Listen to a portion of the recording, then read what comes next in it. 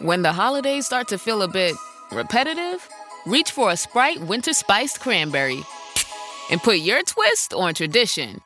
A bold cranberry and winter spice flavor fusion, Sprite Winter Spiced Cranberry is a refreshing way to shake things up this sipping season. And only for a limited time. Sprite, obey your thirst.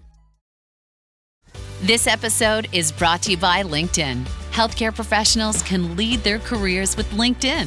Discover jobs by specialty, preferred shifts, and even desired salary. From mental health therapists to radiology technicians, it's now faster and easier for healthcare professionals to find the right fit. Learn more at linkedin.com/healthcare. Side effects may include faster job placement, improved work-life balance, and increased career satisfaction. Hello and welcome to I Talk to Ghosts. I'm your host, Jennifer, and I welcome you into the spirit parlor this evening. Come on in from the cold. I saved you the best spot by the fireplace. The winter solstice has already passed, but the dark season is not over. These days between the solstice exist in a strange in-between, don't they? The longest night is behind us, yes, but the light returns slowly, almost reluctantly, as if unsure that it's welcome. Believe me, it is. I don't think the solstice was ever meant to be a single night of recognition and notice. With our ancestors, the solstice was a threshold, and the days that followed were the crossing. The world hasn't fully turned yet. Shadows still linger. Silence feels intentional. Spirits don't disappear the moment the sun begins to return. If anything, this is when we feel closer, as though the unseen world is still deciding what comes with us in the next cycle. Tonight, we'll explore what this season meant to those who came before us, the traditions meant to carry people safely through the dark, the superstitions that keep boundaries intact, and a ritual designed for the deepest stretch of winter. Of course, I'll discuss crystals and herbs that work best in this liminal space. And towards the end, when the fire has burned low, I'll share a ghost story with you. So settle in, let the dark linger a little longer, and let's begin. Let's talk about the winter solstice. For one night, darkness reigns longer than the light. But the danger, the magic, the reverence extends well beyond that single evening. Ancient cultures believed the sun weakened, descended, and paused. During that pause, the boundaries between worlds softened, not shattered, but stretched. The days following the solstice were treated carefully. This was not yet a time for noise or celebration. It was a time for watching, waiting, listening. The season is about endurance, about staying warm, staying safe, about keeping the dark from turning against you. Across cultures, fires and candles are kept burning for days, sometimes weeks. Letting a flame die too soon was believed to invite illness and loss or wandering spirits into your home. The Yule log was burned slowly over multiple nights. Its ashes were saved and used later in the year for protection, blessing crops, and guarding thresholds. A fragment of the old log was often preserved to light the next year's fire, binding the seasons together. Isn't that a lovely idea? In Celtic traditions, the sun's rebirth was quiet and sacred. Holly and ivy represented the waning dark half of the year, while oak symbolized the light slowly returning. Mistletoe was gathered carefully and used as a protective charm during spirit-heavy nights. Offerings were left at doorways, bread, milk, mead, not as an invitation, but as acknowledgement. The spirits didn't need permission to pass through. They needed to be respected. In Slavic traditions, this season belonged to the ancestors. Families set extra places at the table for unseen guests. Have you ever heard of a dumb supper? This tradition reminds me of that. Also, straw was scattered on floors or placed beneath tables to welcome ancestral spirits and to ensure prosperity.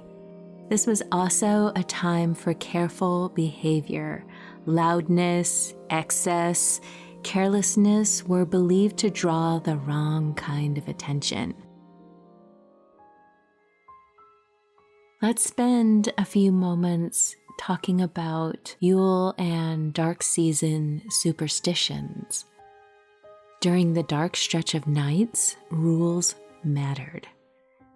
Floors were not meant to be swept after sunset.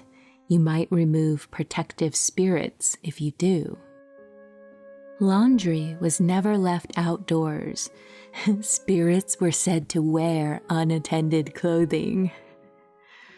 Knots tied during this season were believed to bind fate. Any candles that extinguished themselves were relit at once. Mirrors were often covered, especially if they reflected doors or windows. Hearing your name whispered outside after dark is never to be answered. And footsteps in fresh snow without a source are never to be followed. Now, these weren't just superstitions and fears, these were considered instructions.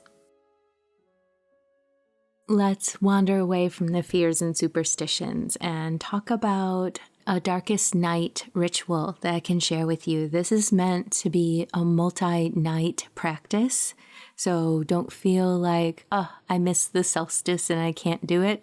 No, this is perfect for this time of year. Again, this ritual is not meant for a single evening. It unfolds across several nights after the solstice.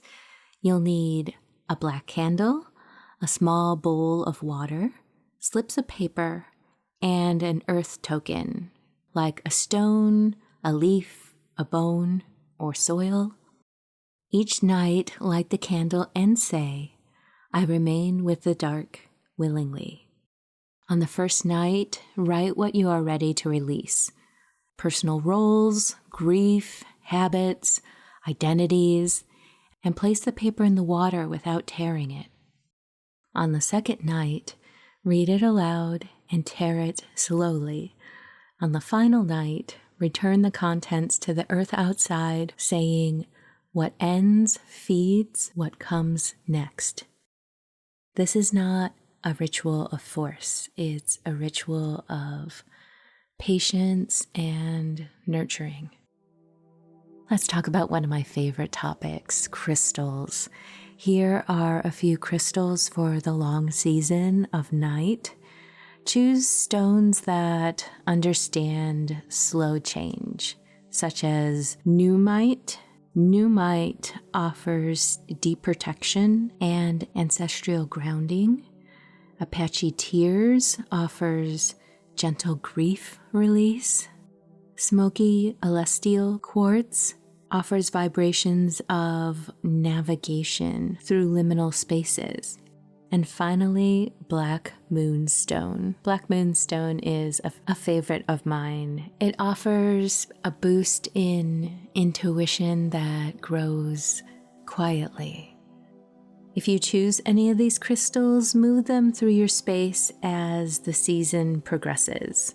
Windows one night, your bedside the next, under your pillow, in a pocket of your clothing, whatever feels right for you. Next, let's talk about herbs for the dark season. Speaking of favorites, here's a favorite of mine, mugwort. Mugwort accompanies you with dream work and spirit communication. Juniper offers protection and purification. Hyssop is wonderful for clearing lingering energy. Bay leaf is for release and closure. And also consider working with pine resin or needles for endurance and the energy of life returning. Herbal work has the best results when used repeatedly in ritual, also gently and with respect. If you're interested in keeping some of these ideas close, I offer printable downloads that you can keep on your phone or in a journal, and you'll be able to find those on my Patreon to accompany this episode. Visit patreon.com/italktoghosts, and offerings such as these are available for $1 a month. All right, are you ready to settle in for a winter ghost story? Here we go. This happened a few years ago during the solstice season.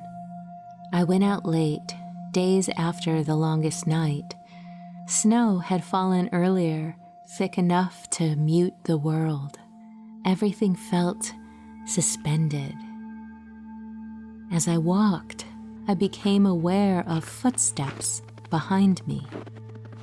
At first, I assumed they were my own echoes. Then I stopped. The footsteps didn't. They took one more step. The cold tightened around me. I had an unmistakable feeling of not being alone. I didn't turn around.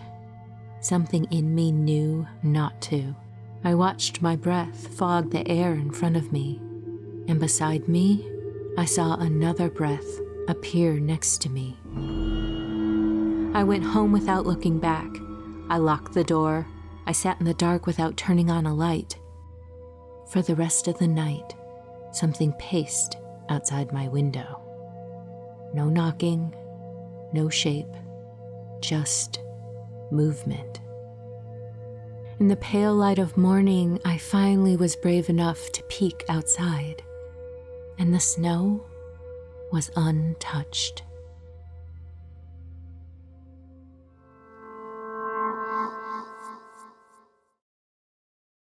The winter solstice reminds us that darkness is not a moment. It's more of a process. Things end slowly. Light returns quietly. And what survives this season carries wisdom forward. If the dark still feels heavy for you right now, let it.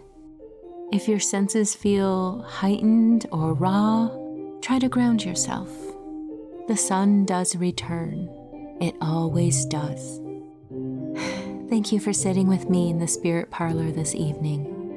Until next time, stay warm, stay strange, and never follow those footsteps in the snow.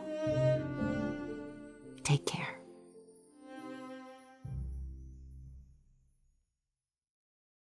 Hey, Ryan Reynolds here for Mint Mobile. One of the perks about having 4 kids that you know about is actually getting a direct line to the big man up north. Mm-hmm. And this year, he wants you to know the best gift that you can give someone is the gift of Mint Mobile's unlimited wireless for $15 a month. Now, you don't even need to wrap it. Give it a try at mintmobile.com/switch.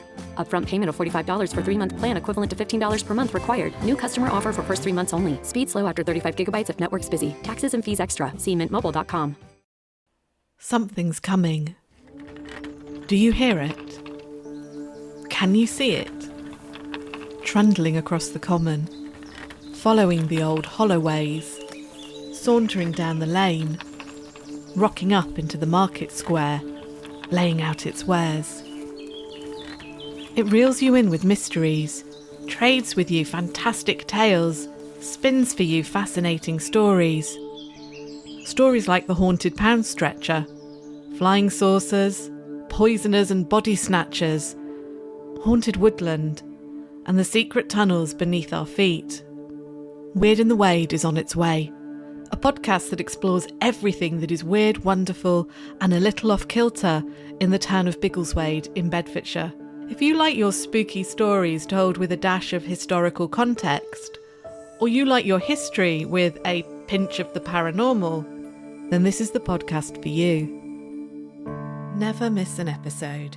Subscribe to Weird in the Wade wherever you're listening now.